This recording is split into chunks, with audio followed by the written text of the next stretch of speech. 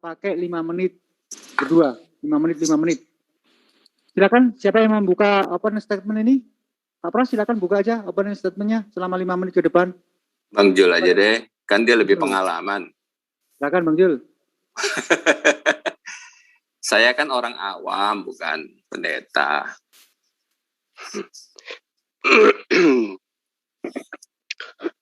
Oke, baik. Terima kasih atas kesempatan yang diberikan kepada saya.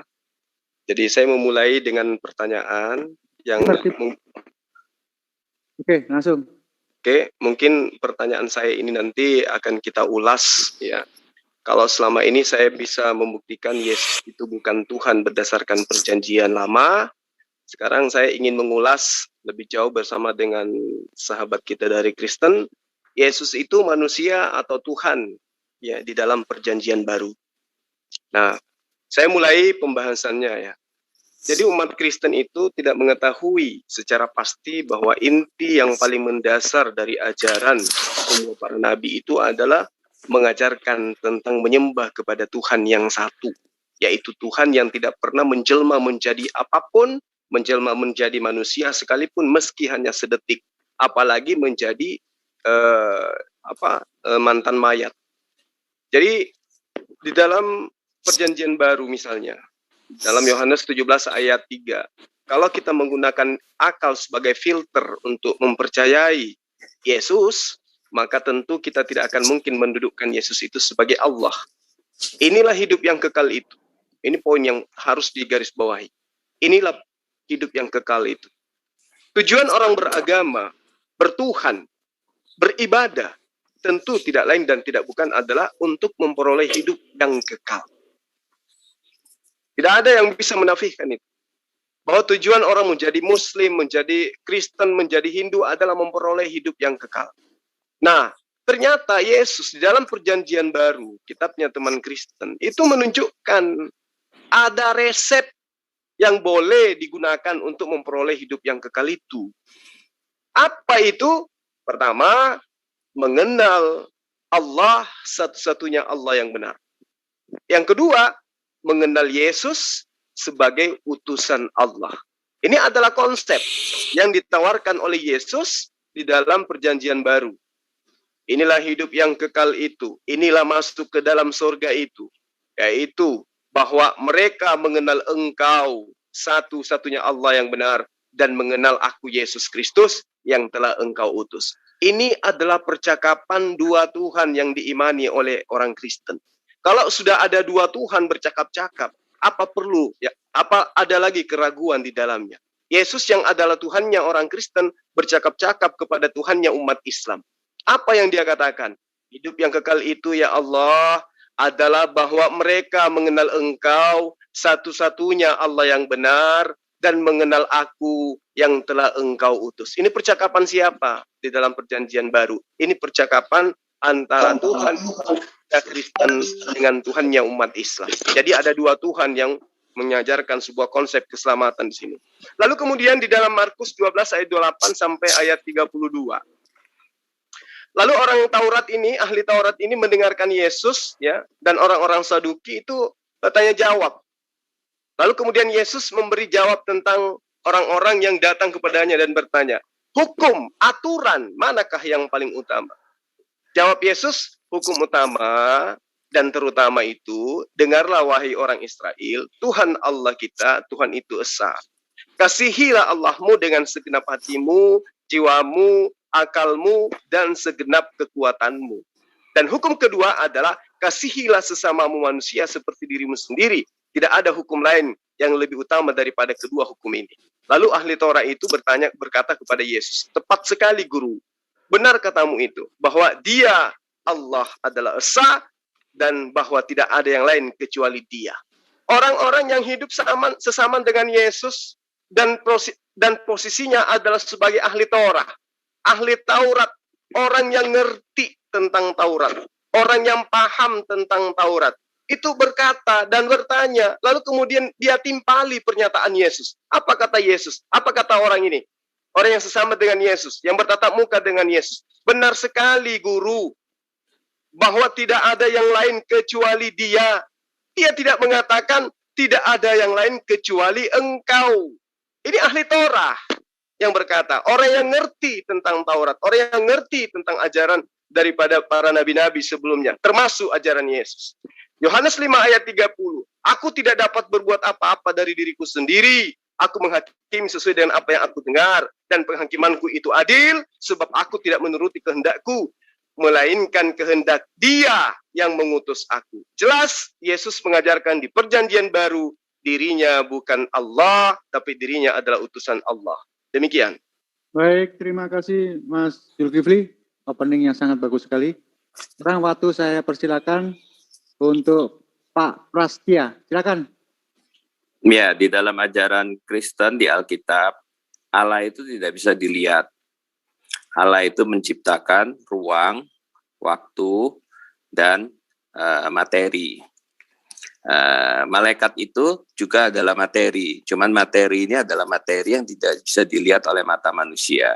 Allah itu tidak bisa dilihat bukan karena bersifat roh seperti malaikat. Karena rohnya malaikat itu tetap adalah roh yang bersifat materi.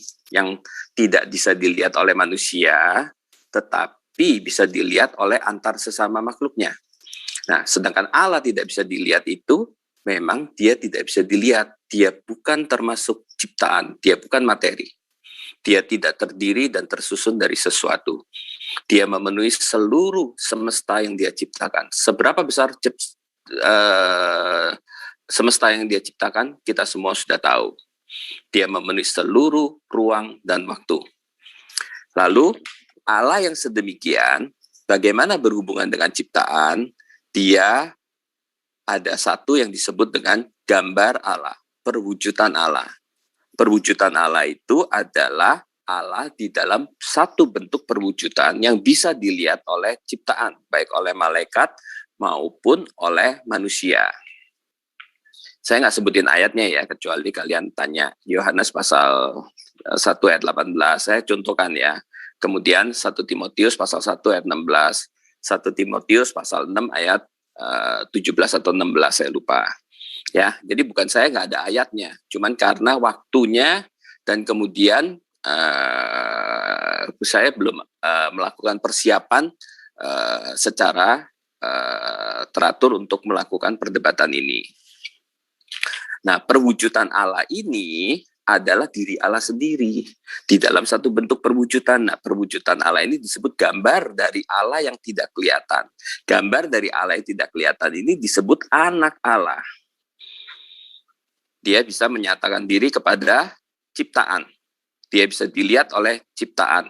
Dia bisa ada dalam waktu dan ruang tertentu. Tapi dia itu adalah diri Allah itu sendiri. Karena ada anak, maka dia yang ada di dalam dirinya sendiri, yang tak terbatas oleh ruang, itu disebut sebagai Bapa. Jadi Bapa dan anak bukan dua, tetapi adalah satu Allah. Kok bisa demikian? Karena Allah tak terbatas ruang dan waktu. Allah itu maha hadir. Dia bisa ada di Surabaya, bisa ada di Jakarta, bisa ada dimanapun, bisa berhubungan dengan 7 miliar orang sekarang kalau dia mau, sebagai satu pribadi yang utuh. Tidak ada yang mustahil. Itulah Allah yang dipercaya di dalam konsep Alkitab. Lalu, Yohanes pasal 17 ayat 3. Nggak ada masalah, Yesus itu adalah perwujudan Allah. Dia datang ke atas bumi untuk apa? Untuk menebus manusia. Datang sebagai apa? Dalam wujud manusia. Dalam wujud manusia, dia mengatakan bahwa engkau harus percaya kepada satu-satunya Allah. Benar kan? Kemudian, dan percaya kepada dia yang adalah utusan. Yang adalah yang Allah yang menjadi manusia, yang adalah untuk menebus dosa manusia. Jadi, nggak ada masalah di situ dengan pernyataan itu seolah-olah dia bukan Allah. Bukan. Dia yang adalah perwujudan Allah, hadir di atas bumi saat itu untuk melakukan karya penebusan, maka dia berkata bahwa engkau harus percaya kepada Allah yang satu-satunya itu. Dan memang orang Kristen hanya percaya Allah ada satu. Ayat Alkitabnya banyak sekali. Sebabkan Paulus pun di dalam 1 Timotius pasal 2 ayat 5 mengatakan Allah yang esa. Paulus tidak mengajarkan ada dua Allah. Ya, kemudian ada lagi ayat mana? Markus pasal 12 ayat 18 sampai 32. Enggak ada masalah. Dia mengatakan engkau perintah yang utama adalah menyembah kepada satu-satunya Allah. Nggak ada masalah. Ada masalah apa? Gitu. Sama seperti sorry ya, saya masuk ke Al-Fatihah ya. Itu adalah Allah kayak seolah-olah kan berdoa kepada berdoa kepada Allah. Itu kan Allah membimbing, dalam pengertian Allah sebagai orang ketiga yang berbicara. Jadi itu bukan berarti sesuatu yang lain gitu, ataupun ada dua. Demikian pula waktu Yesus mengatakan di dalam Markus pasal 12 maupun di dalam Yohanes pasal 17 ayat 3. Oke. Itu saya jawab dulu ya, yang pertanyaan dari Pak Juma. Jadi saya ngikutin dia punya irama aja. Waktu sudah habis 5 menit. Sekarang kita 5 menit ya? Iya, sudah nggak terasa ya 5 menit ya. Ya nggak apa-apa, aku nggak tahu, aku nggak lihat jam. Ini aku belum siap jam nih. Dilihat di screen-nya, Pak Pras. Dilihat di screen-nya itu kita pakai timer di sana. Bisa dilihat kan? Iya. Nah, di situ. Iya, oke, sebentar. Ini orang nggak lanjutkan. pengalaman di Zoom, jadi perlu diajarin. Iya, perlu adaptasi. Ya. Adaptasi. Kita berusaha untuk adil dalam timer biar percakapan nggak kemana-mana. Bagus kok kalian. Baik, terima kasih. Waktu dan tempat saya persilakan untuk Mas Juma. Monggo Mas, tarik Mang. Oke, baik. Karena kita ingin membuktikan bahwa Yesus itu bukan Tuhan bukan Allah berdasarkan perjanjian baru. Maka saya mohon izin untuk membuktikan secara gospel bahwa Yesus itu memang bukan Allah. Matius 6 ayat 9. Bapa Allah kami yang di surga. Ini perkataan Yesus. Matius 5 ayat 48. Bapa Allahmu yang di surga adalah sempurna. Matius 10 ayat 32. Di depan Bapa Allahku yang di surga. Matius 12 ayat 50. Bapa Allahku yang ada di surga. Semua dalil-dalil di dalam pengajaran Yesus ketika memperkenalkan esensi yang mengutus dia selalu menunjuk tempat. Yang di dalam kitab daripada Lembaga Alkitab Indonesia, langit dirubah menjadi surga. Semua ketika Yesus memperkenalkan Allah itu pasti merujuk kepada esensi lain di luar dirinya. Nah, jadi tidak ada ajaran Yesus ya, berdasarkan dalil perkataan Yesus yang mengatakan bahwa dirinya itu adalah Allah. Dia hanya mengatakan dirinya adalah utusan Allah. Bapa Allah yang mengutus aku. Yohanes 12 ayat 49. Aku diutus hanya kepada umat Israel. Lagi-lagi dia hanya utusan Allah. Matius 15 ayat 24. Ya, Yesus yang telah engkau utus. Yohanes 17 ayat 3 yang saya bacakan tadi. Matius 10 ayat 40, dialah Allah yang mengutus aku. Matius 23 ayat 10, hanya satu pemimpinmu yaitu Mesias yang dipimpin untuk umat Israel. Markus 6 ayat 4, Yesus berkata dirinya hanya adalah seorang nabi. Lukas 4 ayat 18, dia Allah yang telah mengutus aku. Semua ajaran Yesus ini, ketika dia mengucapkan kata, dia Allah yang mengutus aku, dia yang ada di langit, ya, aku tidak dapat berbuat apa-apa dari diriku sendiri. Dalil ini bukan menyiratkan Yesus itu adalah Allah. Yesus itu adalah Allah yang datang dalam rupa manusia. Yesus itu adalah inkarnasi daripada Allah. Tidak ada satupun dalil yang menerangkan itu. Ketika Yesus kemudian makan ikan goreng, Yesus kemudian ketakutan, Yesus kemudian tertidur, Yesus kemudian menghindar dari kejaran tentara Romawi. Itu dia sedang tidak ingin membuktikan kalau dirinya itu adalah Tuhan. Tetapi dia sedang membuktikan kalau dirinya itu adalah manusia yang diutus kepada Bani Israel untuk mengajarkan bahwa dia itu adalah utusan Tuhan. Nah, kenapa kemudian berubah menjadi Tuhan? Itu yang saya katakan kepada sahabat tadi. Bahwa Yesus itu menjadi Tuhan ketika Yesus dilepaskan dari ajarannya. Kalau Yesus didudukkan sebagaimana ajarannya, maka Yesus akan menempati ruang yang suci, tempat yang suci, yaitu sebagai utusan Tuhan. Utusan Tuhan di dalam bahasa Al-Quran disebut dengan Rasulullah. Lukas 4 ayat 43, untuk itulah aku diutus. Berarti aku adalah Rasulullah. Lukas 4 ayat 18, dialah Allah yang telah mengutus aku, berarti aku adalah Rasulullah. Yesus di mana-mana ketika dia mengajarkan Injil, ajaran kerajaan Allah, senantiasa mendudukkan dirinya sebagai utusan Allah.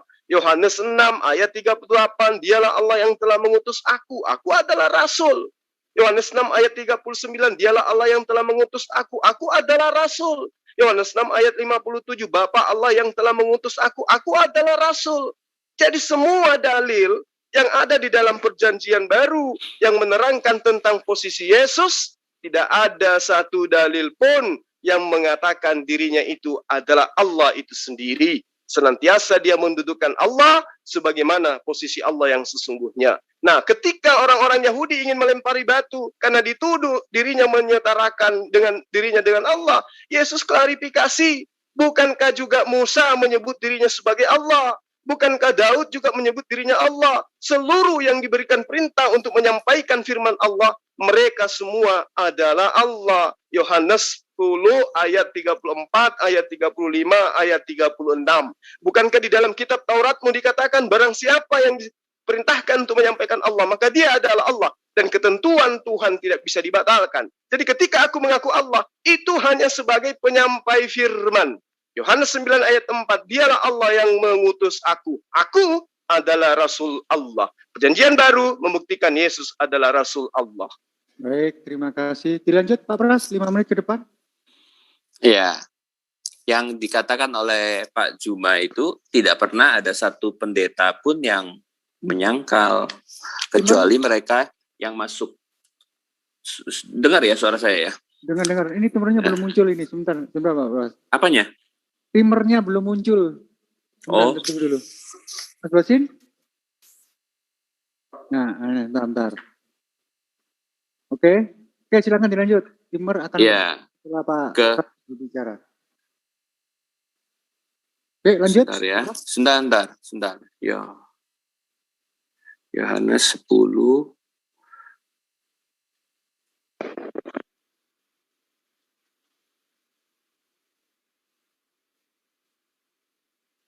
Oke, ya. Bagi para pendeta, para pengajar yang mengerti, kecuali orang-orang yang masuk debat tapi pemahamannya kurang, mungkin dia ada yang menyangkal Yesus adalah Rasul, Yesus adalah Nabi. Bagi mereka yang adalah Kristen dan pengajar, dan mereka yang tahu Alkitab dengan jelas, itu tidak ada satupun yang menyangkal. Di dalam teologi Kristen tidak pernah menyangkal semua yang dikatakan oleh Pak Juma. Yesus memang adalah manusia. Yesus memang adalah utusan. Yesus memang adalah rasul. Gitu. Jadi nggak ada masalah tentang hal itu. Tetapi di dalam Alkitab yang sama menyatakan Yesus adalah Allah. Gitu. Nah, itu yang menyebabkan orang mengatakan bahwa Yesus adalah Allah. Contohnya di dalam Yohanes pasal 1 ayat 1. Pada mulanya adalah firman, firman itu bersama-sama dengan Allah, dan firman itu adalah Allah. Bahkan dikatakan segala sesuatu dijadikan oleh Dia, dan tanpa Dia tidak ada sesuatu pun yang telah dijadikan dari segala yang telah dijadikan. Jadi kalau kita konsisten menerima perkataan Yohanes yang menyatakan dia adalah manusia, kemudian menyatakan dia itu utusan, kita harus dengan konsisten juga menerima apa yang dikatakan dia tentang Yesus itu siapa, gitu. Dikatakan ia datang kepada milik kepunyaannya, tapi milik kepunyaannya tidak mengenal dia. Firman itu telah menjadi manusia. Lalu Yesus yang adalah sedemikian, pada waktu dia hidup di atas bumi, dia mengetahui akan lawan bicaranya sedang memikirkan apa. Bagaimana dia bisa tahu kalau dia bukan Allah? Lalu dia menyembuhkan orang lumpuh dengan mengatakan dosamu sudah diampuni. Kalau saya nggak salah di Al-Imran juga ada dikatakan hanya Allah yang bisa mengampuni. Yesus mengatakan dosamu sudah diampuni. Kenapa dia tidak mengatakan bangkit dan berjalanlah? Tapi dia mengatakan dosamu sudah diampuni. Karena dia mau menyatakan dialah Allah yang menjadi manusia. Dia punya hak untuk mengampuni. Hanya Allah sajalah yang bisa mengampuni. Orang Yahudi tahu itu. Orang Islam juga tahu itu. Kemudian dia mengatakan segala yang Bapa punya, aku punya. Dia bukan mengatakan sebaliknya. Segala yang aku punya adalah Allah punya. Tapi segala yang Allah punya adalah aku punya. Seolah-olah dia lebih besar daripada Bapa. Engkau melihat aku, engkau melihat Bapa. Dan seperti yang tadi saya bilang, before Abraham was, itu adalah bicara soal time, yaitu I am, saya adalah. Dan di dalam Alkitab aku adalah, dan diri yang di luar waktu itu hanya tertuju kepada diri Allah saja. Ini saya belum masuk kepada ajaran Paulus, ajaran Petrus yang menyatakan dia Allah. Ini baru di Yohanes saja. Oke, silakan. Oke, cukup.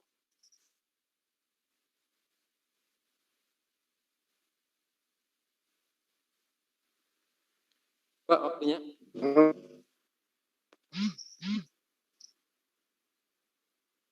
Halo?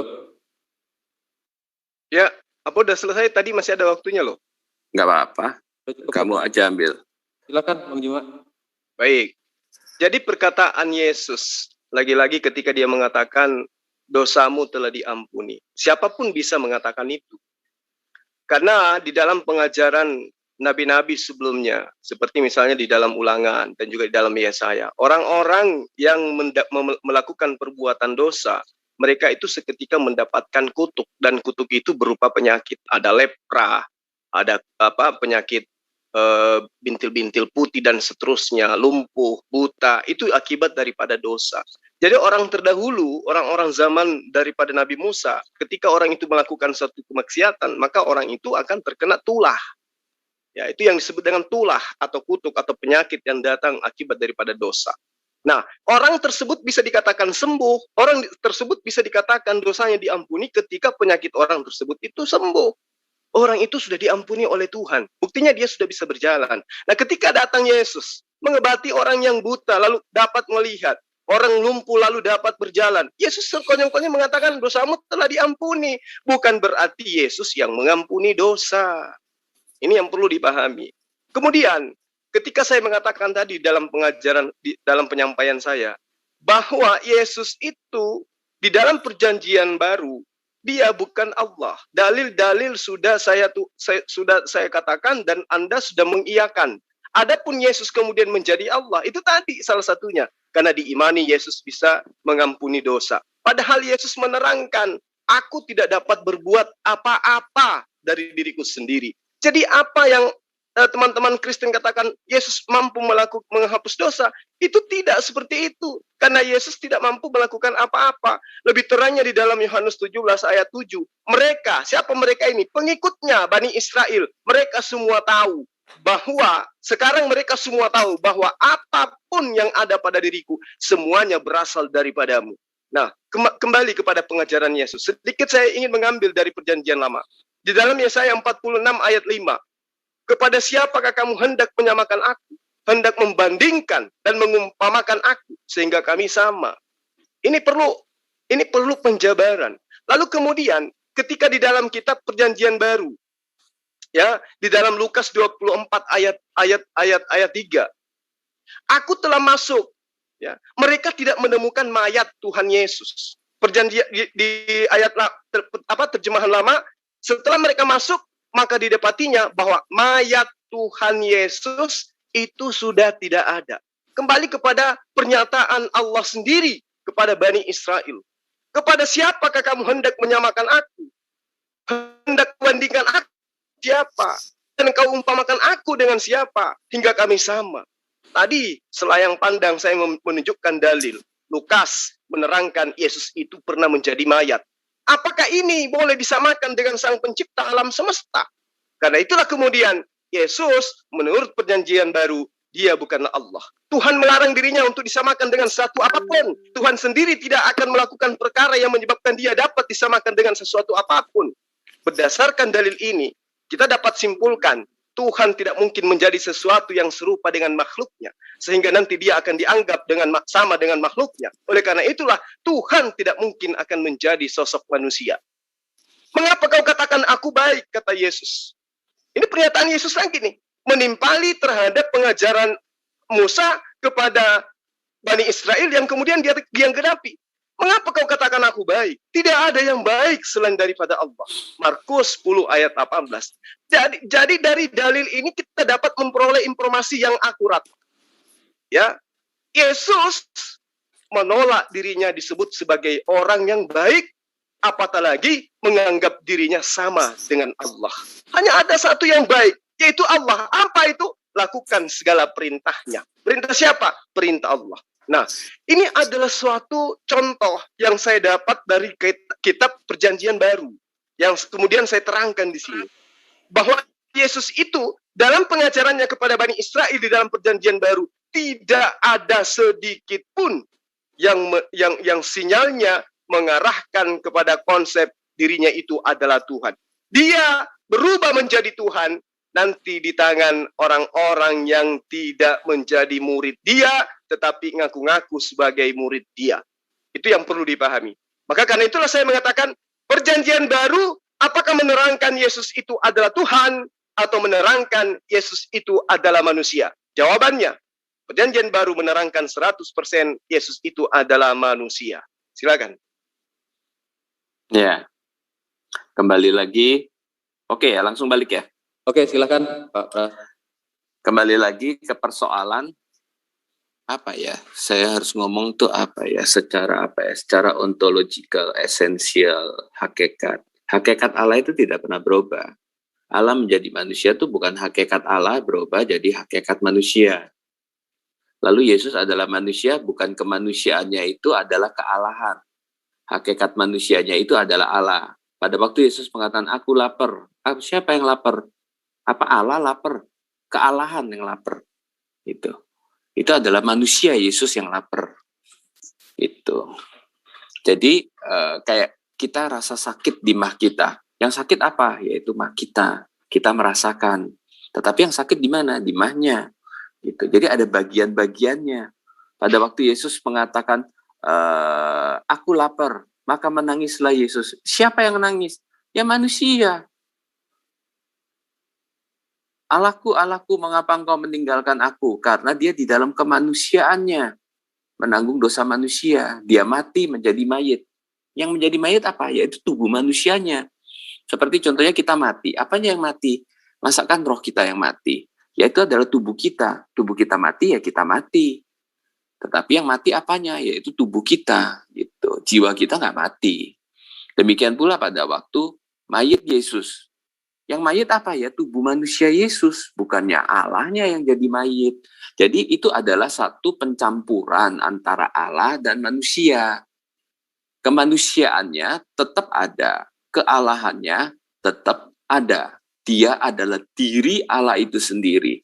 Pada waktu dia mengambil perwujudan untuk menyatakan Allah, perwujudannya itu adalah perwujudan dari Allah. Itu adalah sesuatu yang ditambahkan pada diri Allah. Bukan Allahnya itu sendiri. Allahnya itu sendiri yaitu dia yang tidak terbatas oleh ruang dan waktu. Jadi waktu dia menjadi manusia, kemanusiaannya itu adalah manusia. Tapi karena kemanusiaannya itu kemanusiaan dari Allah yang mengambil kemanusiaan, maka dia secara keseluruhan adalah Allah. Jadi dia adalah Allah, dia adalah manusia. Gitu. Jadi kalau tangan saya sakit, saya bilang saya sakit. Ya benar dong, saya sakit. Kenapa? Karena sekalipun tangan saya yang kebeler, tangan saya yang sakit, itu yang sakit adalah saya mengatakan diri saya secara keseluruhan, oke. Gitu. Karena itu adalah bagian dari diri saya. Demikian pula Yesus. Pada waktu dia mati, dia menjadi mayit, itu semua adalah kemanusiaan. Nggak ada masalah. Sedangkan pada waktu kita bicara dia adalah Allah, itu adalah esensinya. Dia adalah diri Allah sendiri yang mengambil kemanusiaan menjadi manusia. Mengenai gimana, ya terserah Allah. Kalau Allah mau, ada masalah apa? Gitu. Oke, silakan.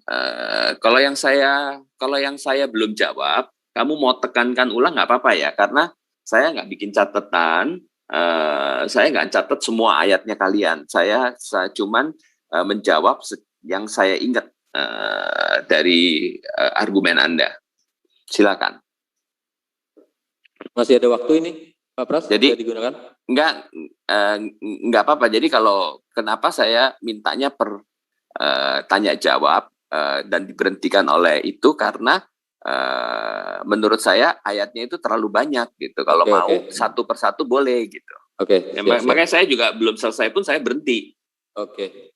Karena kalau saya Juma, terus, ya? Oke, silakan. Oke, silakan Bang Juma. Baik, jadi secara tidak langsung Anda membantu saya menjelaskan bahwa Yesus itu menurut perjanjian baru bukan Allah. Saya ingin mengutip dalil yang disampaikan tadi oleh Pak Jody, 1 Korintus 11 ayat 3. Tetapi aku mau supaya kamu mengetahui hal ini. Apa itu? Bahwa kepala dari setiap laki-laki itu adalah Kristus, adalah Yesus. Jadi kepala setiap laki-laki itu adalah Yesus Kristus. Lalu kemudian di ayat ini juga dikatakan kepala dari perempuan itu ialah laki-laki. Dan kepala dari Yesus Kristus itu adalah Allah. Ada 2 poin yang ingin saya utarakan di sini. Kalau ayat ini adalah firman Tuhan yang dituliskan oleh Paulus kepada jemaat di Korintus. Di sini diterangkan bahwa kepala Yesus Kristus itu adalah Allah. Lalu kemudian Yesus itu adalah Allah itu sendiri yang datang dalam rupa manusia. Lalu poin kedua, kepala dari laki-laki itu adalah Yesus Kristus. Berarti laki-laki yang dimaksud di sini juga adalah Allah. Ya, juga adalah Allah. Karena kenapa? Di sini dikatakan kepala dari Yesus Kristus adalah Allah, kepala dari laki-laki adalah Yesus Kristus. Berarti semua laki-laki itu adalah Allah. Karena Yesus Kristus itu adalah Allah. Nah, ini yang perlu dipahami lebih jauh. Lalu kemudian, saya hanya ingin menerangkan seperti ini. Kalau di dalam dalil pengajaran Yesus, dia mengajarkan dirinya adalah utusan, rasul. Utusan itu bahasa Arabnya rasul. Rasul, rasul, dan rasul. Di dalam Matius 10 ayat 40, Yesus mengajarkan muridnya. Ketika muridnya akan kelak ditanyai. Ya, ketika muridnya diperintahkan oleh Yesus untuk mengajarkan ajaran Yesus kepada murid-murid dari suku Bani Israel. Apa kata Yesus kepada ke-12 muridnya? Katakan kepada mereka, barang siapa yang menyambut kamu, wahai ke-12 muridku, sesungguhnya mereka itu menyambut aku. Barang siapa yang menyambut ke-12 murid, maka sesungguhnya dia menyambut aku. Dan barang siapa menyambut aku, sesungguhnya ia menyambut dia yang telah mengutus aku. Coba. Kalau dikatakan Yesus ini adalah utusan dalam rupa manusia, sehingga disamakan kemudian dengan Allah, maka murid-murid Yesus yang diperintahkan dengan lisan Yesus sendiri untuk mengatakan bahwa siapa yang menyambut kalian, wahai murid-muridku, sungguh mereka itu adalah menyambut aku. Dan barang siapa yang menyambut aku, sungguh mereka itu menyambut dia yang telah mengutus aku. Matius 10 ayat 40. Ini ayat sangat jelas. Bermakna bahwa barang siapa yang menghormati murid-murid Yesus, itu sama halnya menghormati atau menerima ajaran Yesus. Barang siapa yang menerima ajaran Yesus, itu sama halnya menerima ajaran dia yang telah mengutus Yesus. Nah, jelas sekali bahwa barang siapa yang mengikuti ajaran Yesus, itu sama saja dia mengikuti ajaran dia yang telah mengutus Yesus. Ini nyata bahwa ketika Yesus mengajarkan dirinya adalah utusan, tentu muatannya kemudian adalah dia sosok duta Allah yang diperintahkan oleh Allah untuk mengajarkan ajaran yang Allah inginkan diutarakan, disampaikan, dikatakan kepada Bani Israel. Jadi muatan ajaran Yesus tidak ada sedikit pun yang menerangkan kalau dirinya itu adalah Allah itu sendiri. Muatan ajaran Yesus, pesan-pesan Yesus kepada seluruh muridnya, mengajarkan muridnya untuk menuhankan Allah saja dan mendudukkan Yesus sebagai utusan. Barang siapa menyambut kalian, ia menyambut aku, dan barang siapa yang menyambut aku, dia menyambut dia yang mengutus aku. Berarti aku di sini adalah utusan. Kalau kemudian ada penjabaran sebagai utusan, wajar. Dia kan dalam rupa manusia. Itu konsep dari mana? Kembali kepada paparan saya di awal tadi. Konsep bahwa Yesus itu adalah Allah, Yesus itu adalah Tuhan, itu konsep yang diambil di luar daripada pengajaran Yesus. Makanya saya mengatakan, mohon maaf saya kembali mengulas itu sedikit, saya katakan bahwa ajaran Kristen itu bermuara kepada ajaran Hinduisme.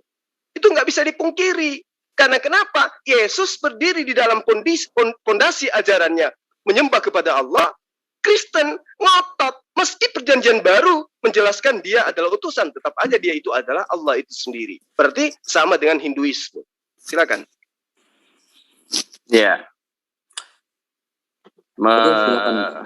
Menerima aku, menerima Yesus Kristus. Menerima Yesus Kristus adalah menerima Allah. Kealahan Yesus Kristus bukan dilihat dari ayat-ayat itu. Ayat-ayat yang menyatakan Yesus adalah Allah bukan dari hal-hal seperti itu. Yesus adalah utusan, itu memang jelas. Dia sebagai manusia, dia sebagai gambar Allah. Itu adalah utusan gitu. Itu adalah perwujudan Allah, pernyataan Allah. Allah sendiri tidak bisa dilihat. Allah sendiri adalah sesuatu yang tidak bisa sama sekali dijangkau oleh manusia gitu.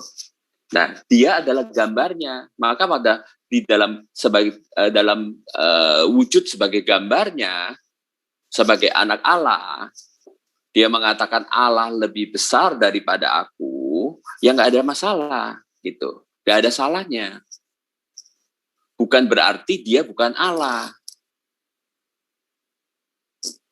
Dia adalah Allah bukan dilihat dari hal-hal seperti itu, karena memang dia adalah perwujudan Allah, dia adalah gambar Allah, dia menjadi manusia. Di aspek itu, dia menyuruh manusia beribadah kepada Allah. Tetapi di ayat-ayat lain menyatakan bahwa dia itu yang adalah gambar dan wujud Allah itu sendiri adalah Allah itu sendiri, yaitu seperti yang saya katakan di dalam Yohanes pasal 1 ayat 1. Pada mulanya adalah firman, firman bersama-sama dengan Allah, firman adalah Allah. Segala sesuatu dijadikan dia dan tanpa dia tidak ada ciptaan. Dialah yang menciptakan, dan itu juga dikatakan oleh Ibrani, juga dikatakan oleh Paulus. Tadi Anda mengatakan Paulus, saya singgung Paulus. Paulus di dalam Roma pasal 9 ayat 5 mengatakan, Bapak-bapak menurunkan Yesus, Bapak-bapak lulur menurunkan Yesus dalam keadaannya sebagai manusia. Ia adalah Allah yang harus dipuji sampai selama-lamanya. Paulus juga mengatakan bahwa seluruh kepenuhan kealahan itu Godhead, dia yang adalah memiliki kualitas sebagai Allah. Ya, seluruh kepenuhan Allah berkenan diam di dalam dia. Karena dia adalah Allah itu sendiri. Itu pernyataan bahwa dia adalah Allah. Di dalam Ibrani pasal 1 ayat 8 juga. Kemudian di dalam bahasa Yunani, di dalam 1 Petrus, itu mengatakan satu artikel untuk God sama Father. Kenapa? Karena God sama Father itu adalah satu diri.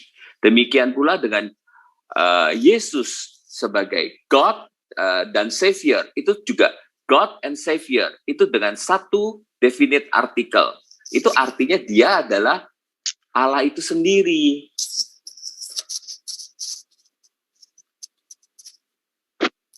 Jadi melihat Yesus adalah Allah bukan dari aspek-aspek yang lain, tetapi dari adanya ayat yang menyatakan dia itu Allah, dia itu memiliki hakikat Allah gitu.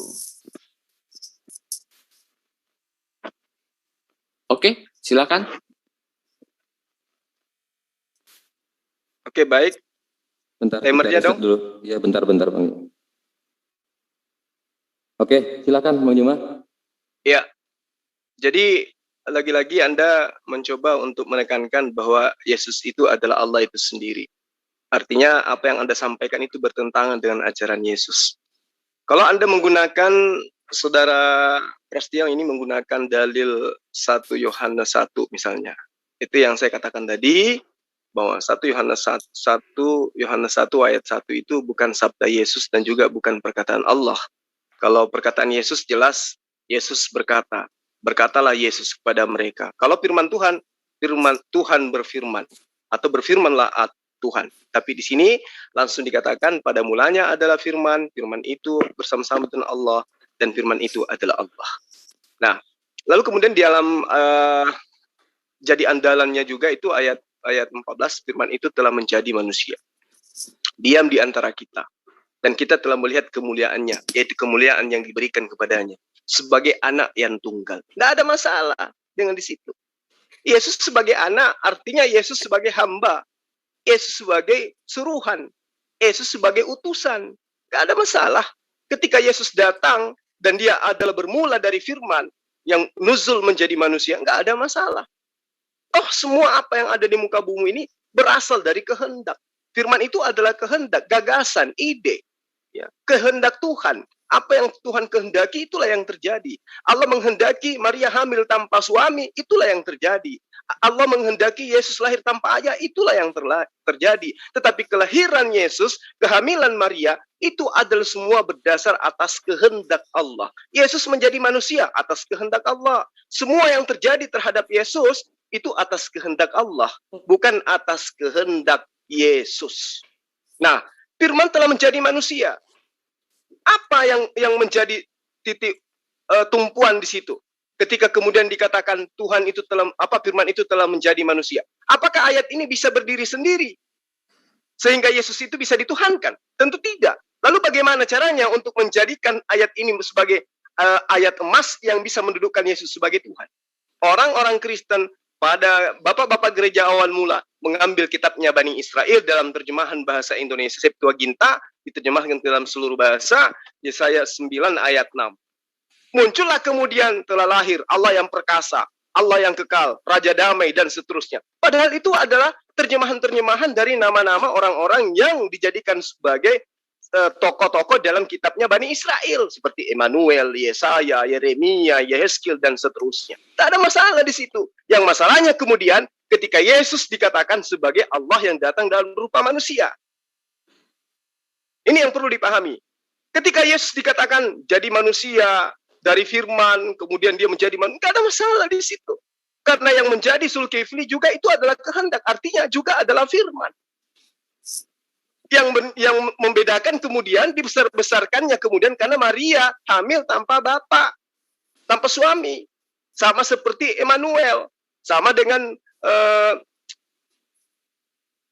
sosok yang kemudian diagung-agungkan dalam kitab Perjanjian Lama, tidak memiliki ayah, tidak memiliki ibu, tidak berkesudahan. Sama. Nah, kalau Yesus ini punya silsilah, sementara Melkisedek tidak bersisilah, jauh lebih hebat. Kalau konsep itu ya kemudian yang dijadikan sebagai acuan untuk mendudukkan Yesus yang adalah manusia sebagai Tuhan. Gitu loh. Jadi, saya dapat simpulkan, apapun pembenaran yang dilakukan oleh sahabat saya, ya, Bapak Prasetyo, itu tidak menyentuh kepada ajaran Yesus kepada murid-muridnya Bani Israel. Anda boleh menuhankan Yesus dengan dalil apapun yang ada di dalam kitab Anda. Tetapi coba Anda cross-check, apakah betul itu bersumber daripada lisannya Yesus? Kalau lisannya Yesus sudah saya tunjukkan dalil-dalilnya. Pemahaman-pemahaman kemudian mendudukkan Yesus itu Tuhan, semua berasal daripada ajaran-ajaran Paulus. Filipi misalnya, di pasal 5, ayat Filipi 2, ayat 5 misalnya. Dan segala lidah mengaku Yesus Kristus adalah Allah bagi kemuliaan Allah Bapa. Itu ajaran siapa? Ajaran orang yang kemudian diakui sebagai rasul. Kalau seorang dipanggil dalam keadaan bersunat, janganlah ia berusaha menandakan tanda-tanda sunat itu. Dan kalau ada seorang dipanggil dalam keadaan tidak bersunat, janganlah ia bersunat. Sementara ajaran Yesus jelas. Barang siapa tidak bersunat di antara kamu harus dilenyapkan dari sebangsanya, karena dia telah membatalkan perjanjianku, kata Allah. Ini jelas pertentangan-pertentangan seperti inilah kemudian yang dibesar-besarkan oleh Kristen sehingga sampai kepada endingnya menuhankan sosok rasul yang diutus kepada Bani Israel. Oke, Silakan. terima kasih. Oke. Sekali Oke. lagi saya Silakan. tunjukin ya. Ya. Saya tunjukin ya, Bang Suma itu berusaha memilah-milah satu kitab. Bahkan di dalam satu kitab memilah-milah lagi. Di dalamnya ini oke, yang ini tidak oke. Kalau seperti itu ya jadilah seperti apa yang Anda mau. Itu namanya semau-maunya sendiri. Ajaran Yesus kepada murid-muridnya, orang diterima seluruh gereja, orang rasul semua masih hidup. Ya kan? Nah, tulisannya lalu yang satu bagian ini Anda ambil, sebagian itu bukan ini, bukan perkataan Yesus, kita periksa lagi, kita apa lagi, kita lihat teksnya. Yang sudah tertulis di sana, yang ada hanya teks. Di dalam teks itu menyatakan apa gitu. Di dalam teks itu menyatakan dia Allah atau bukan. Ya. Di dalam Alkitab, kalau kita mau masuk lebih dalam ya, ini contoh-contoh ya, segala di dalam Kisah Para Rasul pasal 17 ayat 28, itu adalah di dalam dia kita hidup, kita bergerak, kita ada. Satu Allah dan Bapa, di atas semua, oleh semua, di dalam semua. Ajaran yang sama menyatakan bahwa di dalam Kristus, segala sesuatu ada di dalam Kristus. Kristus adalah semua dan di dalam segala sesuatu. Yang hanya untuk Allah, juga untuk Kristus. Kemudian di dalam perjanjian lama, kalau tadi singgung perjanjian lama, di dalam perjanjian lama, Alkitab perjanjian lama dengan jelas menyatakan, contohnya Ayub pasal 9 ayat 8. Allah itu seorang diri membentangkan langit. Mazmur pasal 72 ayat 18. Tuhan Allah Israel yang melakukan perbuatan ajaib seorang diri. Mazmur pasal 136 ayat 4 sampai 5. Dia yang seorang diri melakukan keajaiban, bahwasanya untuk selamanya kasih setianya. Ya. Kemudian di bawah Yesaya pasal 44 ayat 24. Akulah Tuhan yang menjadikan segala sesuatu seorang diri, membentangkan langit. Ayub pasal 38 ayat 45. Di manakah engkau ketika aku meletakkan dasar bumi? Lalu di dalam perjanjian baru, para rasul, Yohanes pasal 1 ayat 3, seperti yang tadi saya sudah ngomong, segala sesuatu dijadikan oleh Yesus. Kalau Kolose pasal 1 ayat 16, di dalam dia telah diciptakan segala sesuatu yang ada di surga, yang ada di bumi. Yang kelihatan, yang tidak kelihatan, baik singgasana maupun kerajaan, baik pemerintahan maupun penguasa, segala sesuatu dijadikan oleh dia dan untuk dia. Kemudian di dalam Ibrani pasal 1 ayat 2, oleh dia Allah menciptakan alam semesta. Kemudian di dalam Yohanes pasal 1 ayat 10, ia telah ada di dalam dunia dan dunia dijadikan olehnya, yaitu Yesus. Ia datang kepada milik kepunyaannya, tapi orang-orang kepunyaannya tidak menerimanya. Jadi ucapan yang mengacu kepada Allah sebagai pencipta, menciptakan seluruhnya seorang diri di dalam perjanjian lama, di dalam perjanjian baru, juga ditujukan kepada Yesus, itulah yang menciptakan. Bahkan tidak ada ciptaan tanpa dia. Jadi ayat-ayat Yesus adalah Allah, bukan hanya diambil dari asumsi-asumsi atau apa. Enggak, ayat-ayatnya jelas. Aku tadi pindah ke kantor ini sebenarnya aku udah pernah buat, tapi ternyata di kantorku nggak ada. Nanti aku lihat filenya ya, supaya lebih jelas lagi. Oke, silakan. Oke, cukup ya. Kita riset dulu. Ini satu putaran aja lagi ya Pak Pras, karena Bang Juma waktu di sana udah memasuki azan maghrib. Oh iya, boleh. Lagi setelah itu langsung closing ya. Oke, silakan Bang Juma, waktunya. Baik. Jadi yang saya katakan tadi di awal, bahwa Kristen itu berdiri di atas fondasi ajaran-ajaran di luar dari pengajaran Yesus, sehingga mendudukkan Yesus itu sebagai Tuhan. Nah, satu hal yang tidak dipahami di sini, bukan tidak dipahami, tetapi tidak mau untuk dipahami. Bagaimana kemudian konsep di dalam Kristen itu memisahkan antara Allah dengan sifatnya. Di antaranya adalah sifat kalam Allah. Kalam ini adalah firman, kemampuan berkata-kata yang dimiliki oleh Allah. Ini yang dicoba oleh orang Kristen untuk dipisahkan. Dipisahkan antara Allah dengan sifat. Nah, apabila ini dipisahkan, maka nyata apa yang menjadi konsep yang diimani oleh orang Kristen mendudukkan Yesus itu sebagai Tuhan, itu berasal daripada konsep logos. Ya, mengatakan Allah itu bersifat berkata-kata. Allah itu memiliki kemampuan untuk berfirman, berkata. Dan firman itu adalah kata. Ketika Allah berfirman berarti Allah itu berkata. Pada mulanya adalah firman. Pada mulanya adalah perkataan. Perkataan itu bersama-sama dengan Allah. Dan perkataan itu adalah Allah. Perkataan yang dimaksud di sini adalah sifat. Apa itu? Kalamullah. Ini tidak bisa dipisahkan dengan Allah. Sifatnya itu tidak bisa dipisahkan. Layaknya sifatnya Zulkifli dengan Zulkiflinya itu tidak bisa dipisahkan menjadi dua. Menjadi dua pribadi itu nggak bisa. Nah, lalu bagaimana kemudian pengertiannya Yesus itu pada mulanya adalah firman? Nggak ada masalah. Jadi Yesus itu pada mulanya adalah kehendak. Kehendak itu bersama-sama dengan Allah. Dan kehendak itu adalah Allah. Bagaimana dengan Yesus? Apakah Yesus itu adalah Allah? Apakah Yesus itu adalah wujud daripada sifat? Tidak. Yesus itu adalah makhluk yang berasal daripada perkataan Allah. Katakan kepada Maria, aku mau dia hamil. Maria menjawab, bagaimana mungkin aku hamil? Aku tidak punya suami. Aku tidak pernah disentuh oleh seorang laki-laki pun. Allah menjawab, malaikat menjawab, Gabriel menjawab, Allah menghendaki maka itulah yang terjadi. Jadi sifat Allah yang berupa kalam itu tidak bisa dipisahkan. Ya, tidak bisa dipisahkan antara pemikiran seseorang dengan orangnya, nggak bisa. Pemikiran itu adalah pribadi berbeda dengan orangnya, itu nggak mungkin. Begitulah Allah dengan firman-Nya. Dia nggak bisa dipisahkan. Jadi Yesus itu yang berpisah dengan Allah itu bukan firman, tetapi makhluk yang menjelma, yang berada, yang nuzul di muka bumi oleh karena perintah, kehendak Allah. Dua perkara ini yang harus dipahami. Allah dan kemampuannya berkata-kata. Allah dan kemampuan dan sifat yang disifati oleh Allah itu sendiri. Nah, kalau dikatakan bahwa Yesus itu adalah firman, artinya merujuk kepada Allah, itu keliru besar. Kenapa saya katakan keliru besar?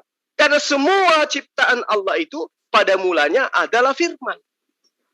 Tidak ada ciptaan yang tercipta dengan sendirinya. Alam semesta ini tercipta pada mulanya adalah kehendak. Pada mulanya adalah perkataan. Pada mulanya adalah firman.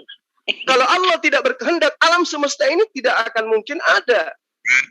Nah, karena alam semesta ini pada mulanya adalah firman, dan kalau Kristen menuhankan Yesus karena Yesus pada mulanya adalah firman, maka semua ciptaan ini adalah Tuhan. Maka semua ciptaan ini adalah Allah. Yesus pada mulanya adalah firman. Ya, betul.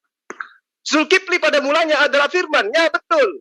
Jangan Zulkifli. Seluruh alam semesta dan isinya, langit dan bumi beserta isinya, pada mulanya adalah firman. Pada mulanya adalah kehendak. Pada mulanya adalah keinginan. Pada mulanya adalah gagasan Allah yang berasal dari Allah dalam sifat kalamnya. Jadi Yesus itu ciptaan. Makanya mau dipaksakan menjadi Tuhan dengan TTB-nya segala macam. Yesus tidak akan pernah bisa menjadi Tuhan. Kenapa? Karena faktanya dia adalah makhluk. Faktanya dia adalah manusia. Sementara sang pencipta alam semesta, faktanya bukan makhluk, tapi dia adalah pencipta. Dia adalah pengutus. Dialah yang berkarya atas apapun di atas muka bumi ini. Yesus, ketika dia menjadi manusia, apa yang dikatakan? Aku tidak dapat berbuat apa-apa dari diriku sendiri. Dari diriku sendiri. Kalau diriku sendiri adalah Bapa yang datang dalam rupa manusia, itulah aku. Maka aku tidak akan mungkin mengatakan, aku tidak dapat berbuat apa-apa dari diriku sendiri. Sebab diriku sendiri adalah Bapa yang telah mengutus diriku sendiri. Yesus mengutus Yesus. Itu mustahil.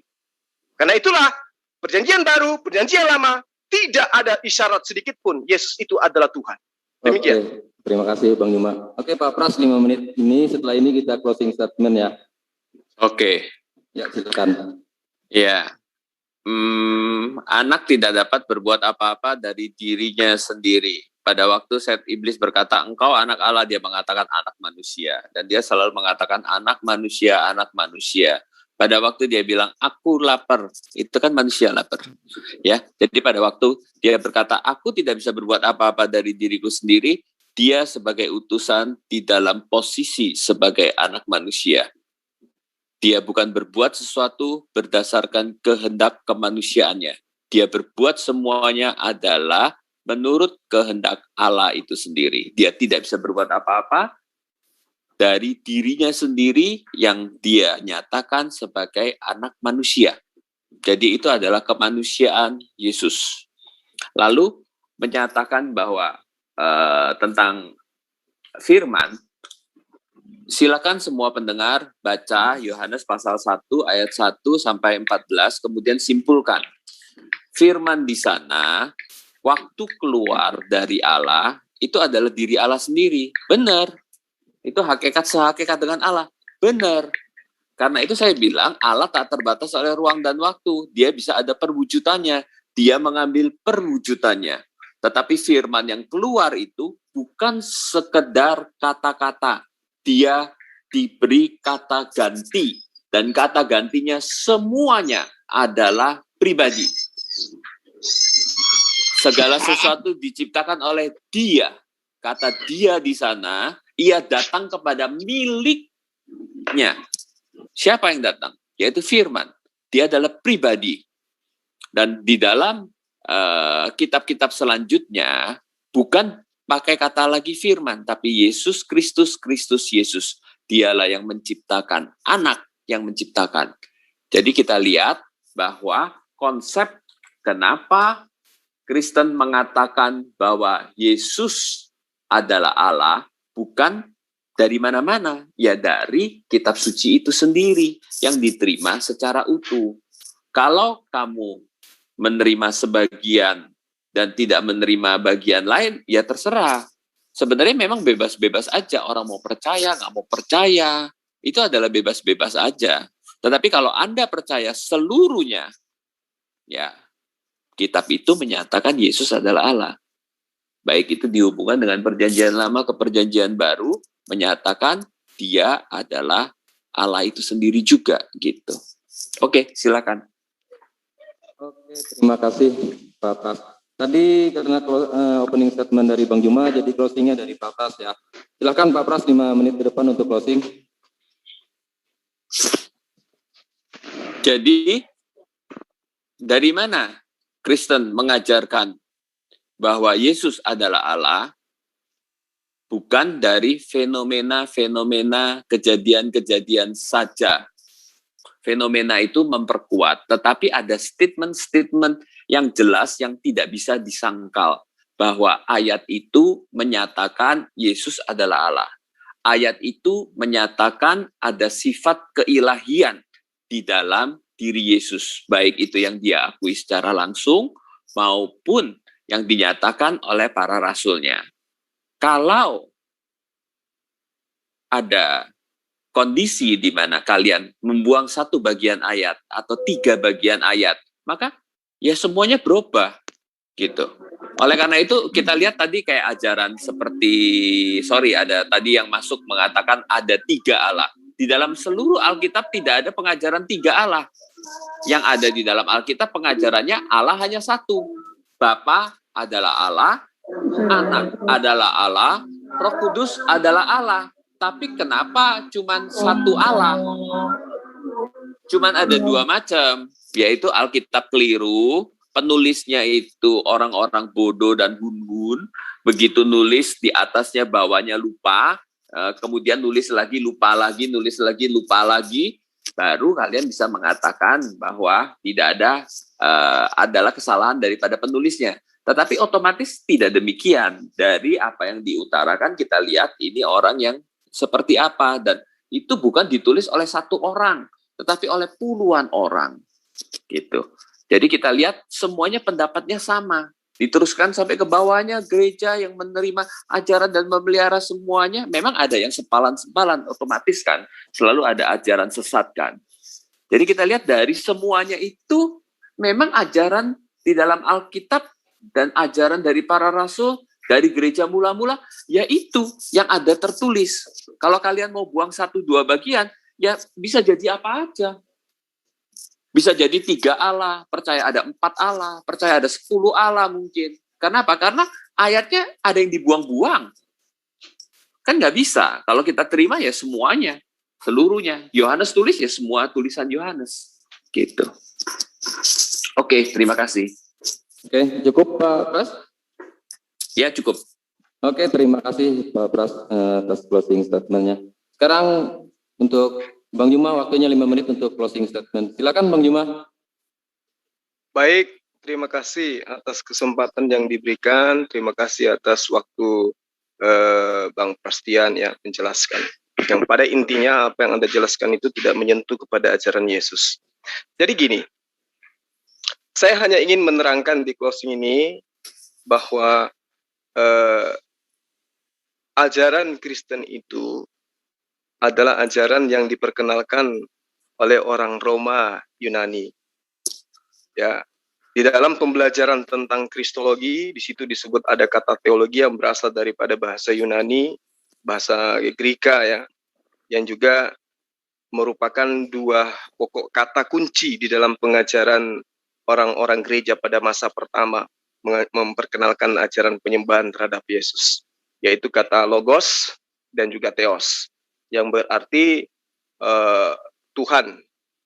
Ya, theos Tuhan dan logos atau logia itu adalah pengetahuan. Jadi pengetahuan tentang Tuhan.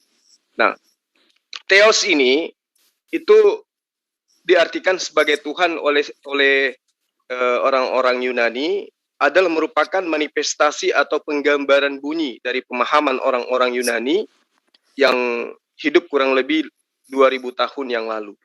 Sebelum setelah Yesus ini meninggalkan tanah Yudea.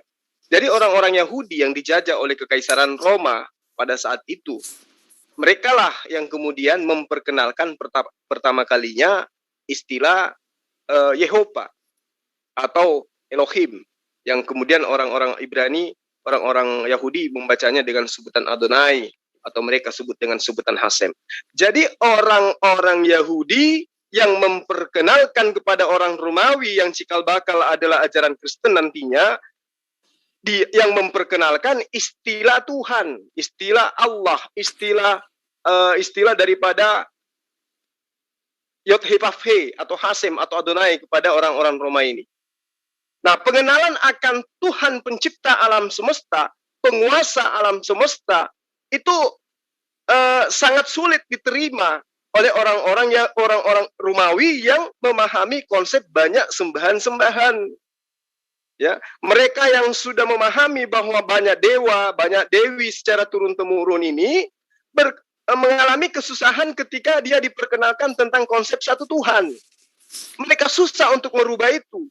Mereka tidak bisa meninggalkan ajaran Helenisme Stoa, ajaran animisme, agama politeisme, agama yang sudah diajarkan nenek moyang mereka secara turun-temurun. Susah bagi mereka untuk meninggalkan itu. Sehingga sampai hari ini konsep itu masih diamalkan, diimani, diaminkan oleh turunannya.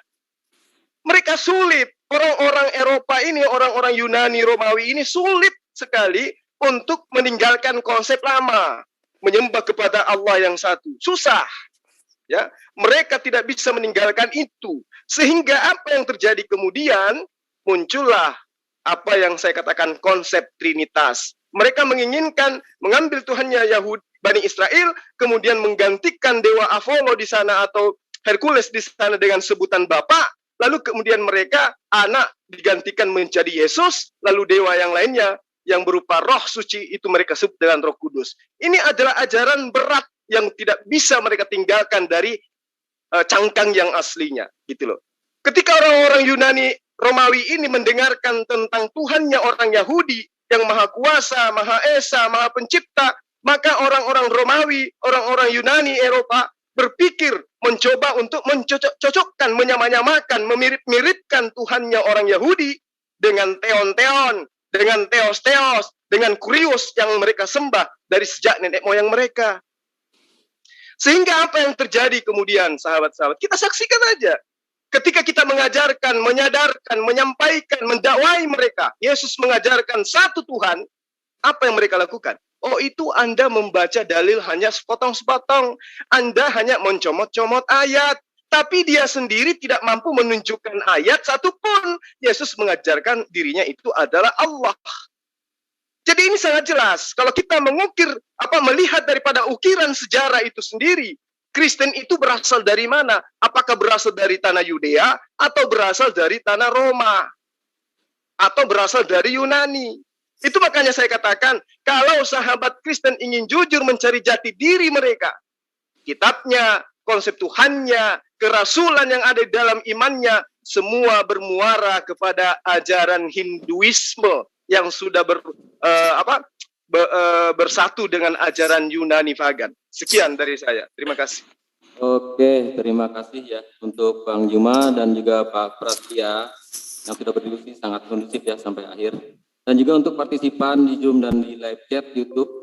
Oke, kita tutup dulu sesi ini dengan mengucapkan alhamdulillahirrahmanirrahim dan wassalamualaikum warahmatullahi wabarakatuh. Waalaikumsalam warahmatullahi wabarakatuh. Akhirnya saya pamit ibadah dulu ya. Assalamualaikum warahmatullahi wabarakatuh.